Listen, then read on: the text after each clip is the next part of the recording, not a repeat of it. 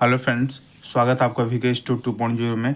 आज हम बात करने वाले हैं नेक्स्ट टॉपिक का, है ना, परिस्थिति तंत्र में ऊर्जा का प्रवाह के बारे में। ओजोन परत अपक्षय कैसे होता है, ये एनसीईआरटी का लाइन बाय लाइन हम कराएंगे। ठीक है, तो इसको ध्यान में रखिएगा। ठीक है, ये 2 टॉपिक बच गया था, हम इसको करा दे रहे हैं। ठीक है, चलिए ज़्यादा देरी ना करते हुए हम करते हैं स्टार्ट। डीपली पढ़ाएंगे पूरी लाइन बाय लाइन। ठीक है, पारिस्थितिक तंत्र में ऊर्जा का प्रवाह क्या होता है, इसको इंग्लिश बोलते हैं एनर्जी फ्लो इन इकोसिस्टम। क्या बोलते हैं? एनर्जी फ्लो इन इकोसिस्टम, है ना। पारिस्थितिक तंत्र में ऊर्जा का प्रवाह कैसे होता है, इसके बारे में हम चर्चा करेंगे। देखिए, पृथ्वी पर सूर्य का प्रकाश जो आता है सभी जीवों के लिए ऊर्जा का जो प्रमुख स्रोत होता है। जैसे हमारा जो सूर्य का जो प्रकाश होता है ना, सूर्य का प्रकाश, तो ये जो सूर्य का प्रकाश आएगा, ठीक है, ये सभी जीवों के लिए क्या है, जो सूर्य का प्रकाश होता है सभी जीवों के लिए क्या होता है, ऊर्जा का प्रमुख स्रोत होता है। क्या होता है? ऊर्जा का प्रमुख स्रोत है। प्रमुख क्या होता है? स्रोत होता है। बात को समझिएगा। ठीक है, जो सूर्य का प्रकाश है सभी जीवों के लिए क्या है, ऊर्जा का मुख्य स्रोत है ना। सूर्य से जो प्राप्त हमारी प्रकाश ऊर्जा होती है, जैसे सूर्य से हमारी क्या हुई, हमको जो प्रकाश ऊर्जा प्राप्त होती है, क्या होती है? प्रकाश ऊर्जा। तो सूर्य से जो प्रकाश ऊर्जा प्राप्त होती है, तो इसका प्रकाश ऊर्जा जब प्राप्त होती है, इसका उपयोग करके क्या करते हैं, इसका उपयोग करते हैं, प्रकाश ऊर्जा का उपयोग करते हैं। उपयोग की जो क्षमता होती है ना, केवल किस में होती है? उत्पादकों में होती है। किस में होती है? उत्पादकों में होती है।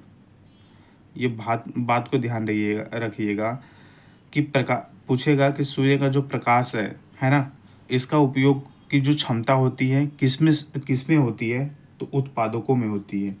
क्यों उत्पादकों में होती है, हम बताते हैं। ठीक है, ये लाइन बाय लाइन क्वेश्चन से पक्का देखिएगा, ऐसे करेगा पूछेगा, पूरे कंफ्यूजन में हो जाएंगे आप लोग, इसलिए ध्यान रखिएगा इस बात को। तो सूर्य का जो प्रकाश आता है जिसका कौन उपयोग करता है? तो उत्पादक उपयोग करते हैं। कैसे उपयोग करते हैं, हम बताते हैं। जो सूर्य का प्रकाश होता है, क्या होता है कि प्रकाश संश्लेषण की क्रिया द्वारा, है ना, किसके? प्रकाश संश्लेषण की किसके द्वारा? प्रक्रिया द्वारा क्या करता है? कार्बनिक पदार्थ, है ना, प्रकाश संश्लेषण की क्रिया द्वारा कार्बनिक पदार्थ का निर्माण कर इसे संचित कर लेते हैं। क्या कर लेते हैं? इसे संचित कर लेते हैं। संचित कर लेते हैं, है ना। क्या कर लेते हैं? संचित कर लेते हैं। ठीक है, और उत्पादक जो होते हैं, जैसे पेड़ पौधे हमारे हो गए, है ना, पेड़ पौधे ये क्या करते हैं? प्रकाश संश्लेषण करते हैं। हरित लौह को भी हमने बताया था आपको। ठीक है, क्लियर हुआ बात? तो सूर्य का प्रकाश का क्या काम है, समझ में आया? ठीक है, इसके बाद उत्पादक क्या करता है? ये सूर्य का प्रकाश संश्लेषण प्रक्रिया द्वारा कार्बनिक पदार्थ का निर्माण कर इसे क्या करता है? संचित कर लेता है ना, संचित कर लेता है। और जो संचित करता है ना, जो ये संचित करता है कार्बनिक पदार्थ का उपयोग करके क्या करता है? कार्बनिक पदार्थ को जो संचित करता है ना, तो कार्बनिक पदार्थ का उपयोग किसके द्वारा किया जाता है? तो कार्बनिक पदार्थ का जो उपयोग किया जाता है उपभोक्ता द्वारा किया जाता है। उपभोक्ता द्वारा किया जाता है ना। पहले क्या हुआ? पहले जो हुआ, इसका उपयोग कौन करेगा? उत्पादक करेगा, है ना, इसका क्षमता का उपयोग उत्पादक करेगा। लेकिन जो कार्बनिक पदार्थों का उपयोग करेगा, जो इसका भोग करेगा, कौन करेगा? उपभोक्ता करेगा। क्लियर हुआ बात? कौन करेगा? उपभोक्ता करेगा। ये तो बात समझ में आ रही है ना आपको? कौन करेगा? उपभोक्ता करेगा। क्लियर हुई बात?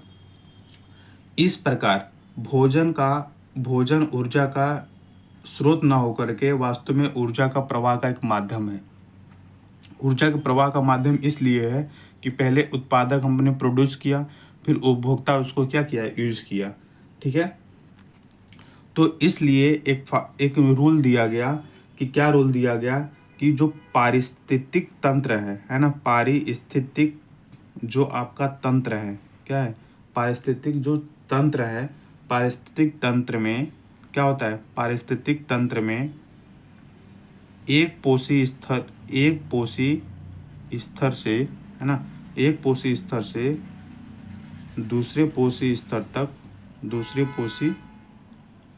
तक, है ना, एक पोषी स्तर से दूसरे पोषी स्तर में क्या होता है, ऊर्जा स्थानांतरण, ऊर्जा का क्या होता है, स्थानांतरण भोजन के रूप में, किसमें, भोजन के रूप में तो होता है, तो किसमें, भोजन के रूप में किसमें होता है, उत्पादकों से उपभोक्ता की तरफ, उपभोक्ता की तरफ होता है ना, उपभोक्ता की तरफ क्या होता है, ठीक है, होता है, जिसे क्या कहते हैं, जिसे ऊर्जा प्रवाह कहते हैं, जिसे क्या कहते हैं, ऊर्जा प्रवाह कहते हैं, ठीक है। तो ऊर्जा प्रवाह किसे कहते हैं, एक पोषी स्तर से दूसरे पोषी स्तर तक ऊर्जा का जो स्थानांतरण होता है भोजन के रूप में, है ना, जिसमें आपका उत्पादक क्या होता है, उत्पादक प्रोड्यूस करता है, उपभोक्ता उसको कंज्यूम करता है, तो उसे क्या कहते हैं, ऊर्जा का प्रवाह कहते हैं। इस बात को ध्यान रहे, बहुत इंपॉर्टेंट है। ऊर्जा का प्रवाह किसे कहते हैं, डायरेक्ट डिफिनेशन भी पूछ देगा। एक पोषी स्तर से दूसरे पोषी स्तर में जो भोजन के रूप में जो कन्वर्ट होता है ना, उसे क्या कहते हैं, ऊर्जा प्रवाह कहते हैं। ठीक है, क्लियर हुआ बात। चलिए हम आगे बढ़ते हैं। एक क्वेश्चंस और है एनसीईआरटी में, एक क्वेश्चंस और है, ये वेरी इंपॉर्टेंट है। पूछता है कि जो पारिस्थितिकी है ना, जो पारिस्थितिक तंत्र में ऊर्जा का जो प्रवाह है, क्या है, ऊर्जा का जो प्रवाह होता है ना, तो ये क्या होता है, ये गतिकी के प्रथम एवं द्वितीय नियम का, है ना, प्रथम एवं द्वितीय नियम का पालन करता है, ये याद रखिएगा। ठीक है, पारिस्थितिक तंत्र में जो ऊर्जा का प्रवाह है, ये ऊष्मागतिकी के प्रथम एवं द्वितीय नियम का पालन करता है, इस बात को ध्यान रहे। क्लियर हुआ बात, इस बात को ध्यान रहे। पूछेगा पारिस्थितिक तंत्र में ऊर्जा का जो प्रवाह होता है कौन से नियम को फॉलो करता है, तो ऊष्मागतिकी के प्रथम एवं द्वितीय नियम का पालन करता है। ठीक है, और एक और वेरी वेरी इंपॉर्टेंट है कि जो ऊर्जा का पिरामिड बनता है, सुनिएगा, ऊर्जा का जो पिरामिड बनता है, ये हमेशा सीधा बनता है। क्या होता है, हमेशा सीधा बनता है। क्या बनता है, हमेशा सीधा बनता है। जो ऊर्जा का पिरामिड होता है हमेशा सीधा बनता है, लेकिन जो संख्या का पिरामिड होता है, संख्या का पिरामिड है ना, लेकिन जो संख्या का पिरामिड होता है हमेशा क्या बनता है, सीधा तथा उल्टा बनता है। सीधा तथा उल्टा दोनों बनता है, दोनों बनता है। क्लियर हुआ बात। ठीक है, इस बात को समझिएगा। अगर ये बोल दिया कि बायोमास, अगर बोल दिया बायोमास या जैव भार का जो पिरामिड होता है कैसा बनता है, तो ये सीधा बनता है, सीधा बनता है। ये वन लीनियर क्वेश्चंस में आ जाएंगे। ठीक है, आपको पता है पारिस्थितिक तंत्र के बारे में पता हो गया, क्या होता है, किस नियम पर आधारित होता है, ऊर्जा का पिरामिड कैसे बनता है, ये पता हो गया बिल्कुल। अब कहेंगे सर ऊष्मागतिकी का प्रथम नियम, ऊष्मागतिकी का प्रथम नियम, है ना, और ऊष्मागतिकीय नियम। ठीक है, ये क्या होता है सर, मैं कहूँगा मैं बता रहा हूँ फ्रेंड। ठीक है, देखिए ऊर्जा के प्रवाह का जो हम एक आरेख यहाँ बना रहे हैं, जैसे सपोज दैट यहाँ हमने एक आरेख बनाया। फर्स्ट वाले में क्या होगा, फर्स्ट वाले में जो ये बनेगा आपका, ये मान लीजिए आपका सूर्य का प्रकाश है, सोचिएगा समय, सूर्य का प्रकाश है। ठीक है, तो सूर्य के प्रकाश से हमारे क्या होंगे, एक उत्पादक होंगे, समझिएगा बात को, क्या होंगे, उत्पादक होंगे, है ना। फिर उत्पादक को कौन आपको कंज्यूम करेगा, शाकाहारी जीव जंतु जो भी होंगे हमारे, है ना, तो ये हो जाएगा शाकाहारी। ठीक है, शाकाहारी। क्लियर हुआ बात। इसके बाद आपके आ जाएंगे कौन से आ जाएंगे, मांसाहारी आ जाएंगे। कौन आ जाएंगे, मांसाहारी, शाकाहारी को जो कंज्यूम करेगा। इसके बाद आ जाएंगे, क्या आ जाएंगे, इसके बाद आ जाएंगे शीर्षहानी, शीर्ष मांसाहारी, है ना। ये क्या होता है, ऊर्जा के प्रवाह का आरेख होता है ना। तो ऊर्जा के प्रवाह का आरेख एक सीधा बनता है। क्लियर होगी बात कि नहीं होगी? तो ये प्रवाह आरेख हमने आपको बताया कि कैसे कैसे प्रोसेस होता है इसमें। ऊर्जा के प्रथम नियम की बात करें, ऊष्मागतिकी का प्रथम नियम, तो आपने पढ़ा है कि ऊर्जा को न तो उत्पन्न किया जा सकता है और न ही नष्ट किया जा सकता है। इसमें केवल एक रूप से दूसरे रूप में बदला जा सकता है। इस प्रकार ऊर्जा एक रूप में परिवर्तित होती रहती है, ये तो मालूम है ना। इसमें क्या होता है, ऊर्जा का जो होता है, ऊर्जा को क्या करते हैं आप तो पता होगा ना तो उत्पन्न करते हैं और ना ही नष्ट करते हैं। इसमें क्या होता है कि ऊर्जा का एक रूप से, अगर ये है, एक रूप से दूसरे रूप में आपका ट्रांसफ़र हो जाएगा। एक रूप से दूसरे रूप में क्या होता है, ट्रांसफ़र होता है ना। लिखवाने की कोई ज़रूरत नहीं है, आप इसको देख लीजिएगा, हमने बता दिया, ठीक है। आते हैं ऊष्मागतिकी के द्वितीय नियम में। इसमें क्या है कि जब ऊर्जा का रूपांतरण एक रूप से दूसरे रूप में होता है, सपोज दैट ये एक फर्स्ट रूप है ना, ये सेकंड रूप है, ठीक है, सेकंड रूप है। तो इस ऊर्जा का, जब ऊर्जा का रूपांतरण एक रूप से क्या होता है, ऊर्जा का रूपांतरण एक रूप से दूसरे रूप में होगा, यहाँ होगा, एक रूप से दूसरे रूप में होगा, तो ऊर्जा का अधिकांश भाग जो होता है, ऊर्जा का जो अधिकांश भाग होता है, यह ऊष्मा या ताप में, है ना, ऊष्मा या ताप के रूप में क्या होता है, ऊष्मा या ताप के रूप में क्या होता है, वातावरण में मुक्त हो जाता है। किस में मुक्त होता है, वातावरण में मुक्त हो जाता है, मुक्त हो जाता है। ये बात समझ में आ रही है आपको? द्वितीय नियम ये बोलता है कि क्या होगा कि ऊर्जा का जो अधिकांश, जब ऊर्जा का रूपांतरण एक रूप से दूसरे रूप में होता है, तो ऊर्जा का अधिकांश मात्रा ऊष्मा या ताप में क्या होता है, वातावरण में क्या होती है, मुक्त हो जाती है। क्लियर होगी बात? बिल्कुल। तो ये दो नियम हैं, ठीक है, ये दो नियम हैं।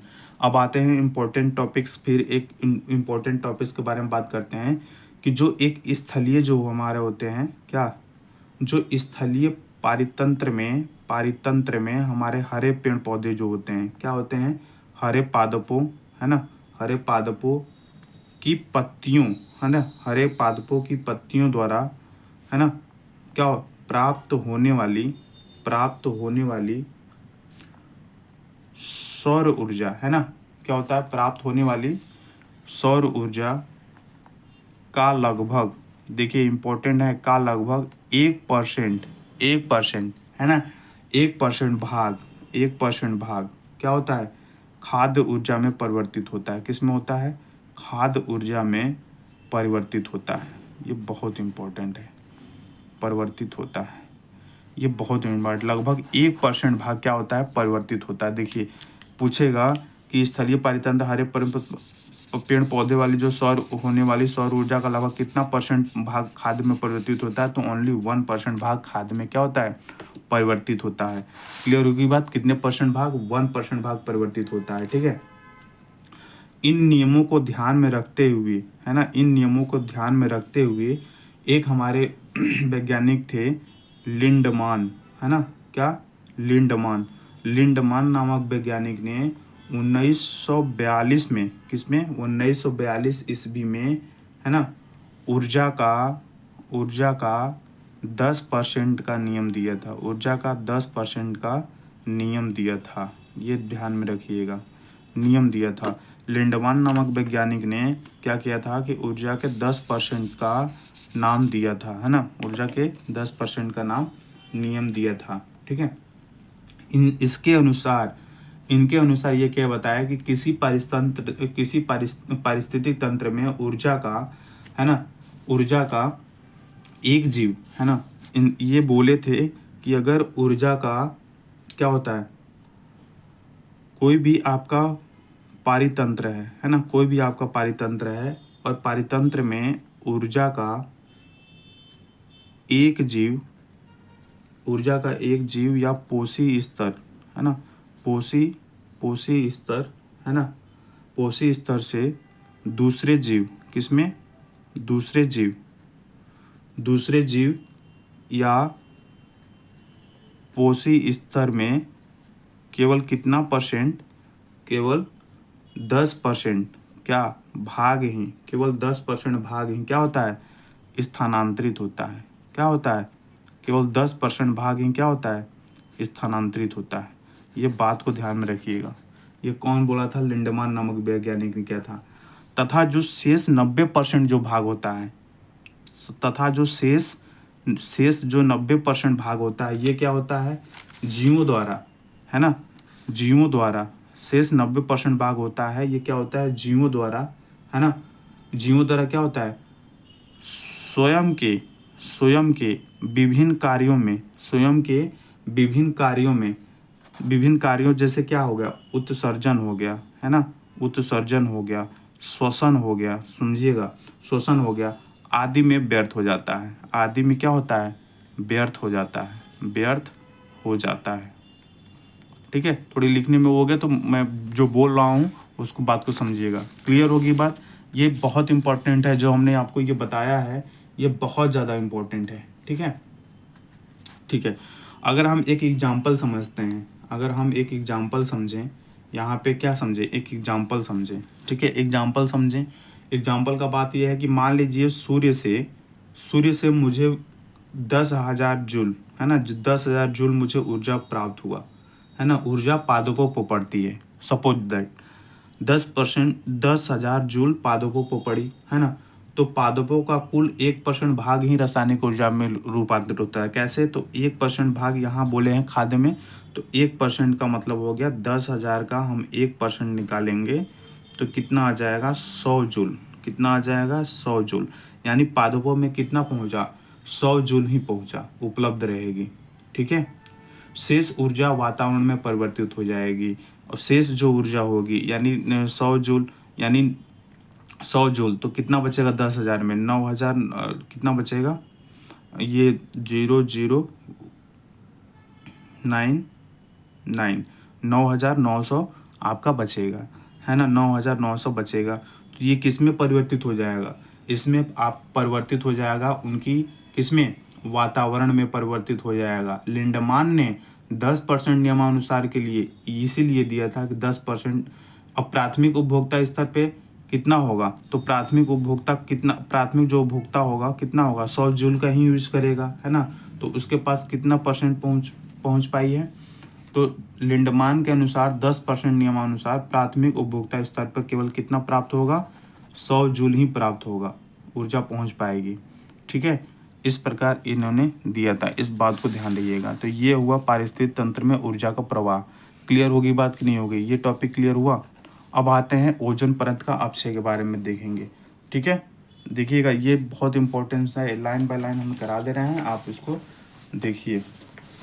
देखिए वायुमंडल में जो हमारी जो वायुमंडल जो हुआ है और भू सतह से, वायुमंडल के जो हमारी भू सतह होती है ना, भू सतह से 50 किलोमीटर पे, है ना, 50 किलोमीटर पे, 50 किलोमीटर ऊपर, है ना, 50 किलोमीटर ऊपर, भू सतह से 50 किलोमीटर ऊपर एक हमारा पड़ता है समताप मंडल। समताप मंडल जिसमें क्या होती है? हमारी ओजोन समताप मंडल है, जिसमें क्या होती है? ओजोन जो होता है यानी O3, ओजोन यानी O3, ओजोन O3 जो गैस है हमारी, है ना, गैस का एक क्या होता है? सघन स्तर होता है, सघन स्तर पाया जाता है। क्या होता है? सघन स्तर क्या होता है? पाया जाता है ना। O3 यानी ओजोन गैस का एक सघन स्तर क्या होता है? पाया जाता है। ठीक है, जिससे क्या बोलते हैं? जिसे हम ओजोन परत बोलते हैं। क्या बोलते हैं? ओजोन परत बोलते हैं। क्या बोलते हैं? ओजोन परत कहते हैं, है ना। क्या कहते हैं फ्रेंड्स? ओजोन परत कहते हैं। क्लियर हुआ बात? बिल्कुल, ओजोन परत कहते हैं। यह क्या होता है? ओजोन जो परत होती है हमारी, यह क्या करती है? यह गैसीय परत, ये जो गैसीय परत सूर्य से, है ना, सूर्य से आने वाली, है ना, सूर्य से आने वाली जो अल्ट्रा वायलेट किरणें होती हैं, यूवी, जो अल्ट्रा वायलेट, है ना, अल्ट्रा वायलेट की जो किरण होती है ना, अल्ट्रा वायलेट किरणों को अंतरिक्ष में अवशोषित एवं परावर्तित कर जैवमंडल, जो हमारा जैवमंडल है, जैवमंडल की सुरक्षा करती है। किसको सुरक्षा करती है? जैवमंडल की सुरक्षा करती है। क्लियर होगी बात। जैवमंडल की सुरक्षा करती है। तो वायुमंडल में ओजोन गैस, वायुमंडल की बात करें तो वायुमंडल में ओजोन गैस जो होती है हमारी, ओजोन गैस जो अल्ट्रावायलेट जो किरण होती है ना, अल्ट्रावायलेट किरणों को अवशोषित करके, है ना, अल्ट्रावायलेट किरणों को क्या करती है, अवशोषित करके ऑक्सीजन एवं ऑक्सीजन मुक्त अपघटकों में संगठित करती है। क्या करती है, अपघटकों में संगठित होती रहती है, जिसके कारण ओजोन की सांद्रता, जिसके कारण क्या होती है, जिसके कारण ओजोन की जो सांद्रता है, सांद्रता बनी रहती है। क्या होता है, बनी रहती है। जैसे हम बात करें ऑक्सीजन की, तो ऑक्सीजन अगर हम पराबैंगनी अल्ट्रावायलेट किरणें की बात करें, पराबैंगनी किरणें की बात करें तो ऑक्सीजन प्लस ऑक्सीजन कन्वर्ट हो जाएगा। अगर हम O3 की बात करें तो ये किसमें के O2 प्लस O में कन्वर्ट हो जाएगा। तो ये अपघटक में टूट करके अपनी सांद्रता को बनाए रखती है। क्लियर हुआ बात, बनाए रखती है।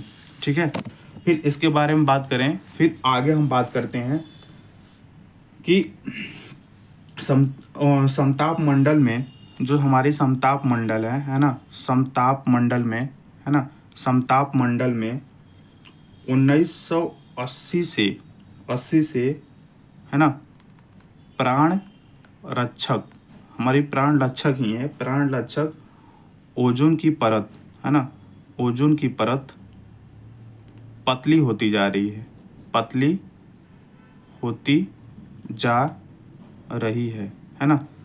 1900 किसमें 80 में हमारे जो प्राण रक्षक जो है ओजोन की परत पतली होती जा रही है, जिसे क्या बोल रहे हैं हम, जिसे ओजोन छिद्र के नाम से जानते हैं। किसके नाम से जानते हैं, ओजोन छिद्र के नाम से जानते हैं, नाम से जानते हैं। किसके नाम से जानते हैं, ओजोन छिद्र के नाम से जानते हैं। क्लियर होगी बात।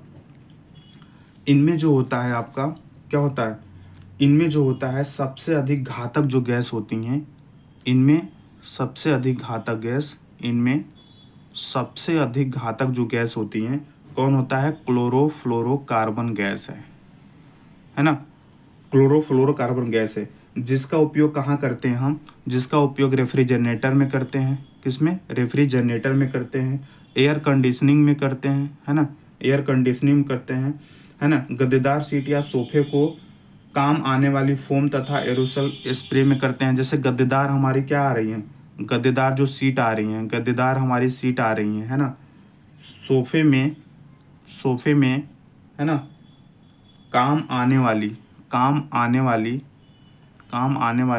जो हमारी फोम होती है, काम आने वाली फोम तथा एरोसॉल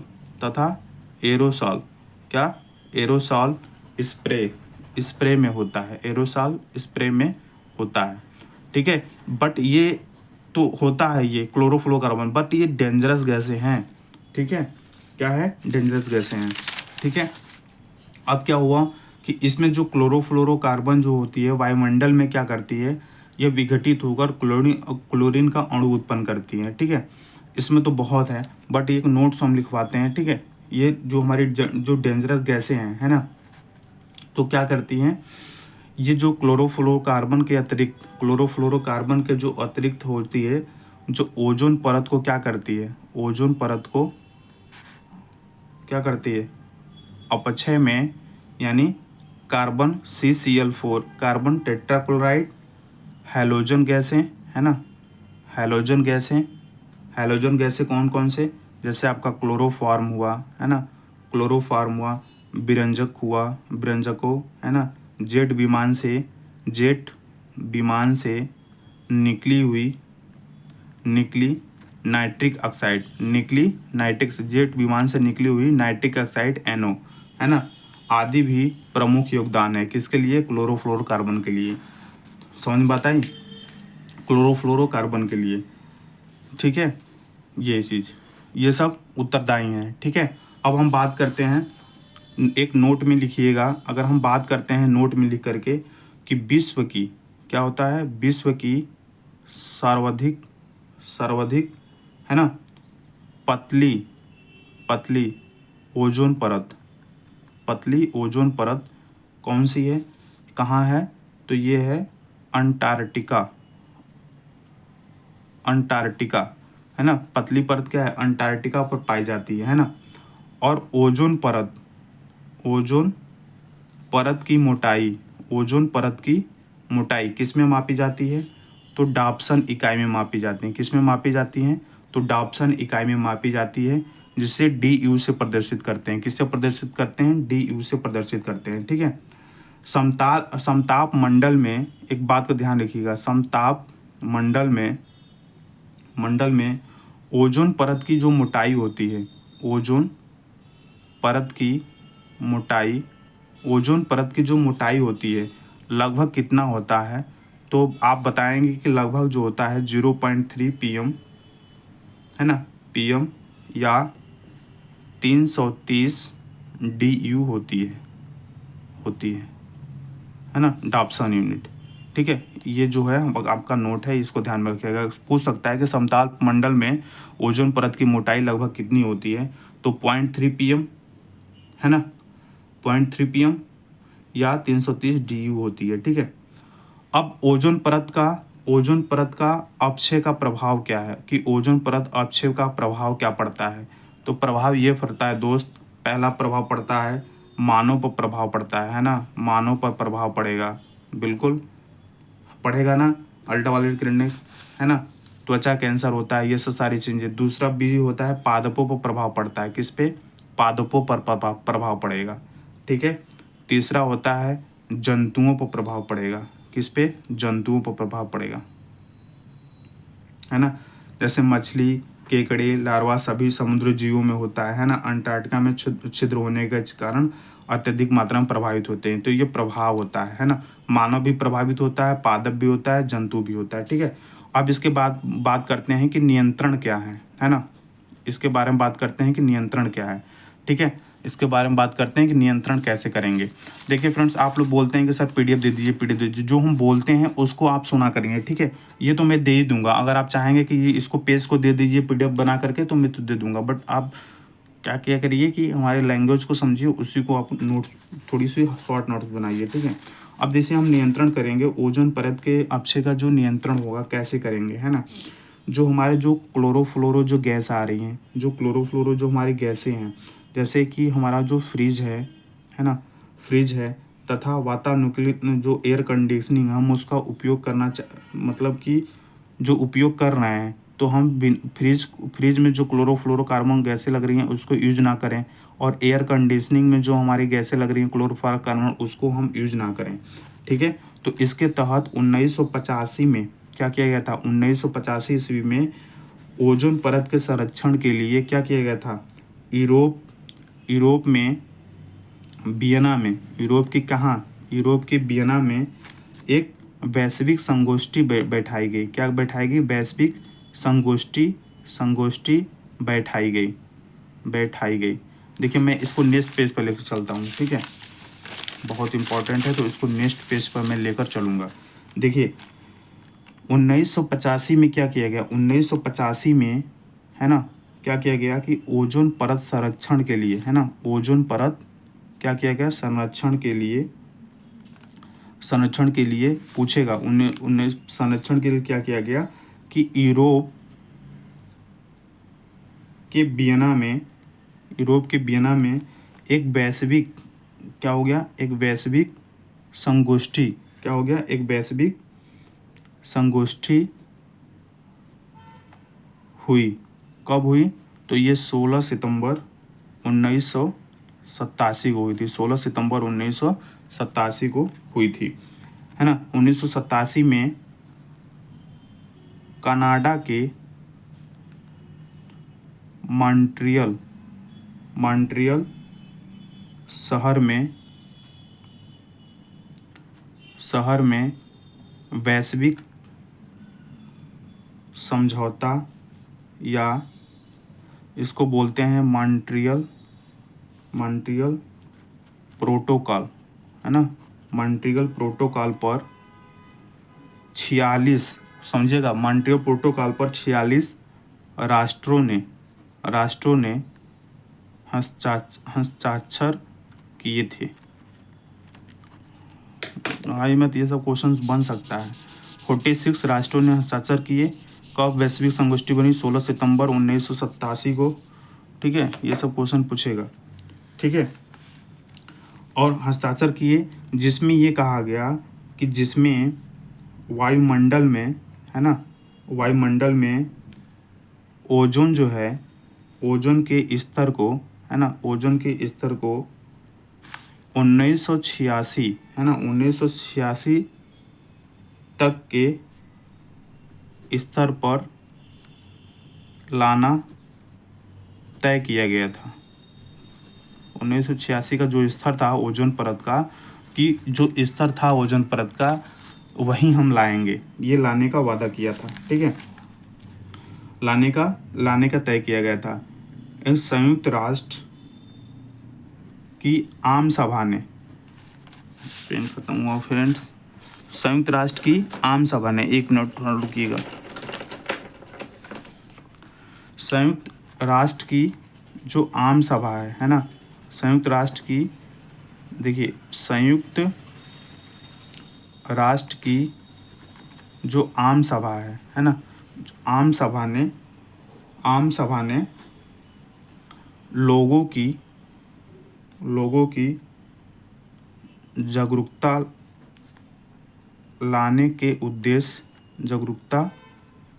के उद्देश्य से प्रतिवर्ष क्या किया? लाने के उद्देश्य से प्रतिवर्ष 16 सितंबर, है ना, 16 सितंबर का दिन, 16 सितंबर को विश्व ओजोन दिवस के रूप में मनाना घोषित किया गया। ठीक है, तो इतनी सारी है ये पर्यावरण संरक्षण के लिए, ये जो है ओजोन संरक्षण के लिए जो हमारा समझौता किया गया था उसके बारे में ये पूरा है, ये दिया हुआ है। ठीक है, इस बात को ध्यान रहे। ठीक है, तो ये हमारा रहा 2 टॉपिक। ठीक है, इसको रिवीजन करिएगा और अपने दोस्तों में शेयर कीजिएगा। ठीक है, आप लोग बोल रहे हैं सर टेलीग्राम का चैनल का लिंक मैं डिस्क्रिप्शन में दे दूँगा। इसमें दे दूँगा, डिस्क्रिप्शन में दे दूँगा, वहाँ से जा कर के टेलीग्राम लिंक ज्वाइन कीजिए। वहाँ पर मैं PDF पूरे चैप्टर का हम देने वाले हैं। ठीक है, तो वीडियो को फुल वॉच किया करिए, तभी आपको पता चलेगा। अगर मैं कोई भी नोटिस अगर लास्ट में बोल रहा हूँ तो स्टार्टिंग में स्किप करके चले जाएंगे, कोई मतलब नहीं रहेगा, इसलिए लास्ट तक वीडियो देखा करिए। अब जैसे मैंने बता दिया डिस्क्रिप्शन में दे दूंगा टेलीग्राम लिंक, फिर PDF दूंगा। आज PDF चैप्टर वाइज चैप्टर में देने वाला हूँ टेलीग्राम लिंक पे। ठीक है, तो आप टेलीग्राम लिंक को ज्वाइन करिए। तब तक के लिए bye bye, take care. Channel को सब्सक्राइब या लाइक कर दिया करिए फ्रेंड्स आप लोग। ठीक है, सब्सक्राइब कोई नहीं करता, मैं जानता हूँ, सब्सक्राइब किया करिए फ्रेंड्स। ठीक है, क्योंकि सब्सक्राइबर बढ़ नहीं रहे हैं। ठीक है, चलिए।